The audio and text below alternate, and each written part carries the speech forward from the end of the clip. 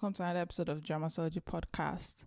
In this episode, I am covering the currently airing 2023 drama titled Scent of Time. This is a drama that is airing as of the time of this recording, and I just want to say before we start that, spoiler alert, I am probably going to spoil something here.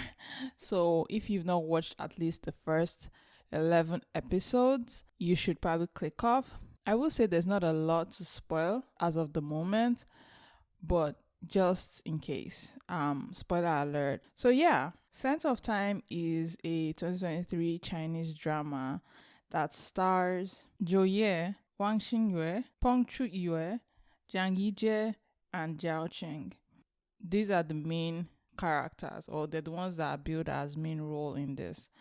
Zhou Ye plays Hua Qian, and Wang Xingyue plays Shiwu, the Lord. Peng Chu-yue plays Yelan, and Yijie plays Rongzhou. Jiao Qing plays Mu Yao. So these are like the characters that make up this drama. And honestly, I have to say they are very entertaining to watch. For those who don't know, Scent of Time is basically... And actually, I don't want to give the synopsis for this because I feel like, given how I got to watching this, I shouldn't rob somebody else of that. So instead, I'm going to just tell you what I feel like this drama reminds me of, or alludes to. For those who know or have been listening to my podcast for a while now, you know that I really like Chinese novels, right? I read a lot of them. And one of my top 3 favorite trope in Chinese novels is the idea of transmigration, reincarnation, or rebirth. So the idea that somebody gets a do-over in some way, that's something I really, really enjoy. For those who also have been listening to this podcast for a while, you know that I also cover a lot of Chinese dramas. I've covered a few, right? And there's actually one thing about Chinese dramas that bugs me, and it's the censorship part, right? Chinese dramas are so heavily censored that unfortunately, these kinds of stories are actually wildly popular. They are popular novels based on transmigration, rebirth, or reincarnation are not able to be adapted into dramas because of the censorship. So I'm left, with a hole in my heart that I'm like, what? One day, maybe, just maybe, I'll get one really good one. I mean, yeah, there are some that have skirted that rule, right? They will make it as a dream or things like that, just to get a green light from the government. But generally, that's not what I mean. I really like a story where that is the main thing. And yeah, for sure, there are a few of them that have been like that, but I would say that this is the first drama that I've seen in a really, really long time that really focuses on a more slice of life look at that trope, right? This is a drama that's akin to a lot of Chinese novels I've read, where the female lead basically gets to redo her life, right? And thankfully in this drama, the female lead is very likable. I have to say, the character of Hua Qian is one of the kinds of female leads I really, really like, right? She's calm, she's collected, she knows what she wants, and she's just not a bumbling fool, like I like to say, right? And that's one thing that I have to say that really makes this drama really, really good. So I will say that I've not seen Zhou Ye before. I know she was in Back to the Brink, which is I think a breakout role, maybe. I'm not sure. Don't quote me on that. But I remember talking about that drama and how well she did in that drama. But I actually did not watch it because it just wasn't my style. They lost me in the first few minutes, right?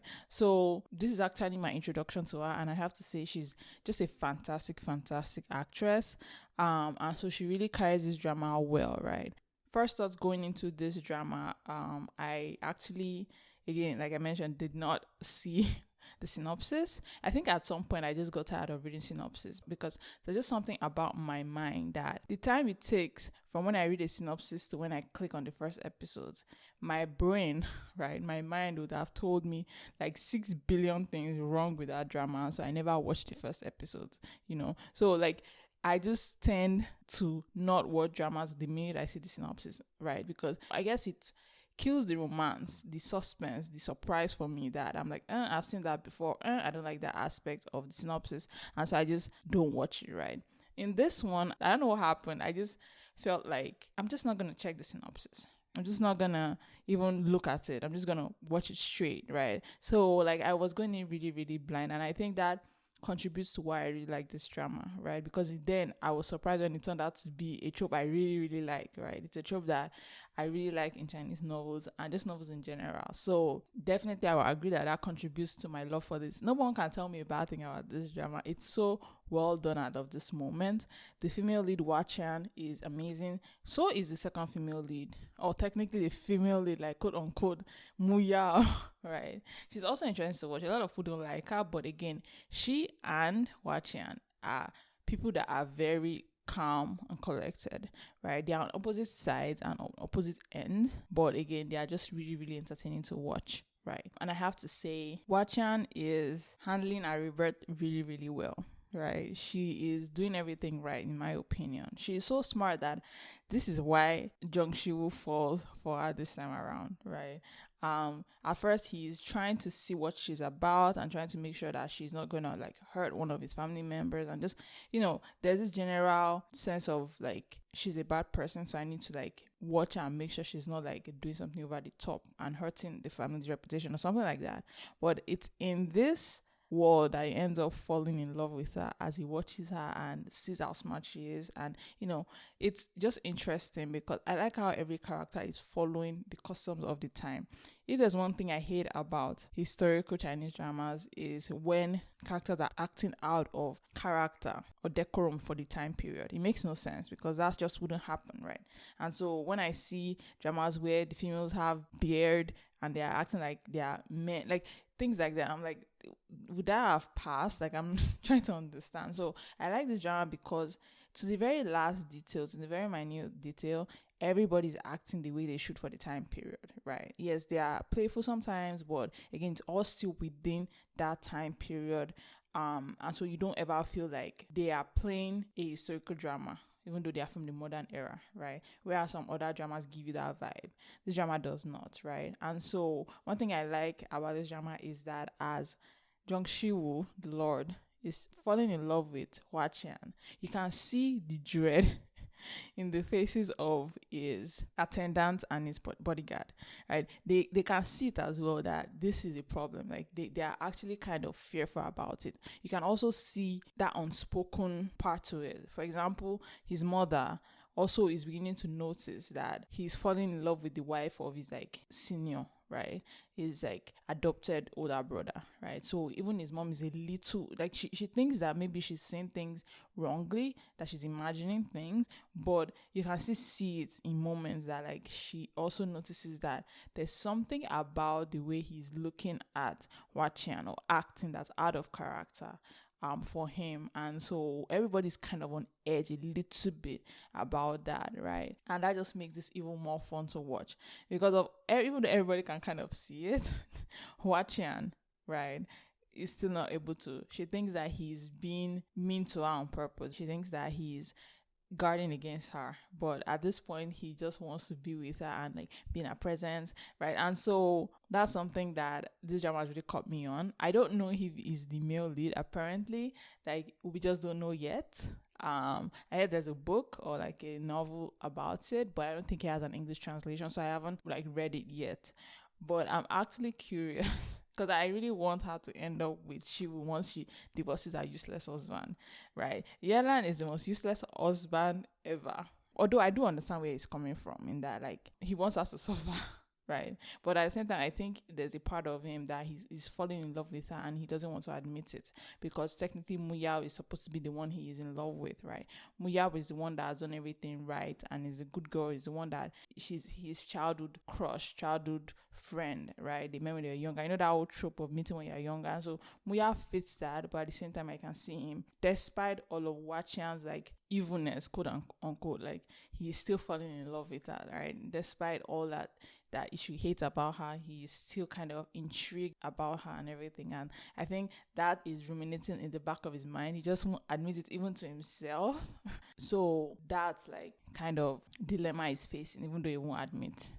Muyao is she's a girl I actually like because I see things from her perspective in the sense that like everybody say like Hua Qian, like the Hua family, they've actually done her bad, right?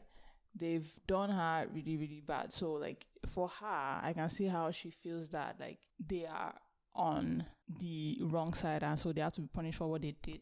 She's not wrong. And I think it's going to amp up to her being like the villain of the story because of this point, right, she's still kind of on the edge, she's still not sure. But I think now that, and I mean, I'm not sure, but Wachan's brother most likely killed her maid as of the latest episode, right? So definitely she's going to, go into a villain arc. And I'm here for it because honestly, we are thinking about it from Wachan's point of view, but actually still, her father did nothing wrong and was still exiled for 3 years.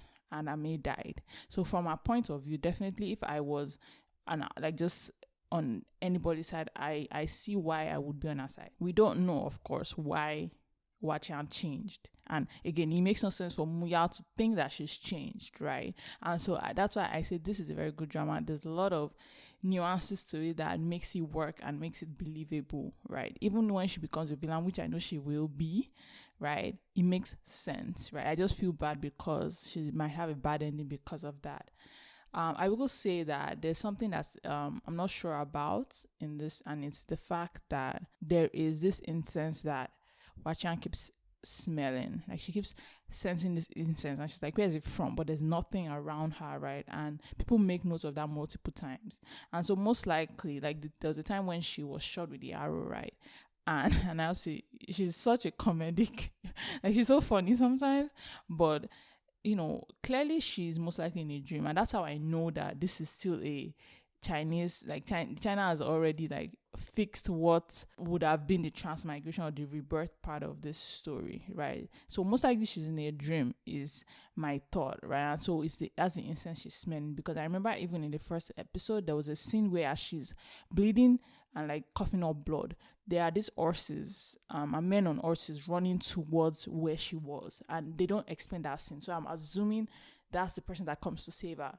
I don't know who that might have been, but I'm sure it was somebody.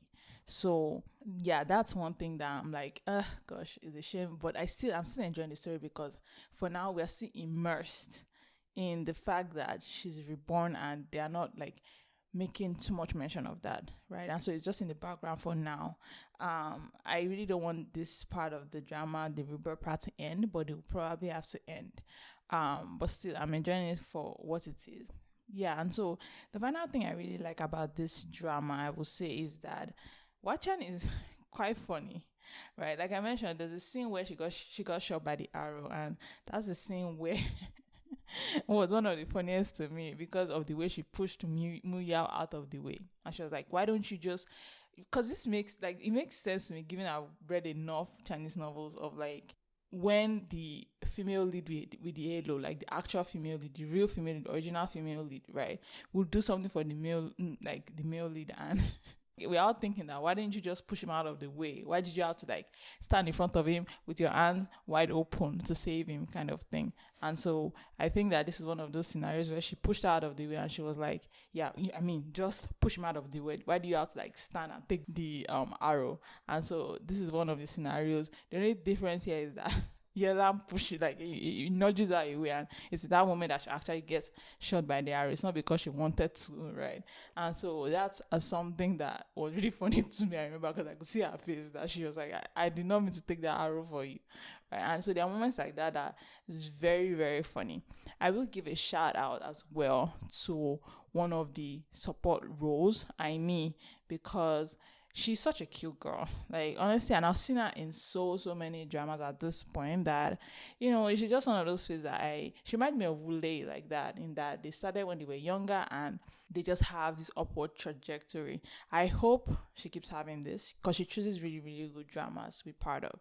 And she's young enough that this is the roles she should be playing, right?